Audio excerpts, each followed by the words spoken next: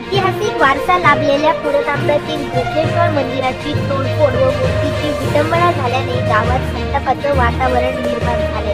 अज्ञातांकडून पहाटेच्या सुमारास महादेव पिंडीवर दगडफेक करून नंदीच्या मूर्तीची तोडफोड करण्यात आली। या घटनेचा निषेध म्हणून संतप्त हिंदू समाजाने गाव बंद ठेवण्याचा निर्णय घेतला आहे।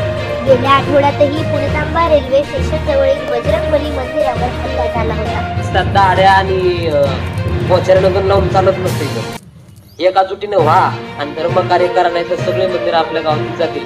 पोलीस प्रशासन आपल्या बरोबर आहे, त्याबरोबर मी त्यांना आवर्जून विनंती करतो सर की 3 दिवसांमध्ये तुम्ही तपास लावा, अन्यथा आम्ही आंदोलन मूर्तीचे डोळे काढून विटंबना करण्यात आली होती। वारंवार होणाऱ्या या घटनांमुळे हिंदू समाजामध्ये तीव्र नाराजी आहे। आज पुणतांब्यात आठवडे बाजार असूनही तो पूर्णच बंद ठेवण्यात आला आहे। पोलीस प्रशासनाने घटनास्थळी तपास सुरू केला असून श्वान पथकाच्या साह्याने आरोपींचा शोध घेतला जात आहे।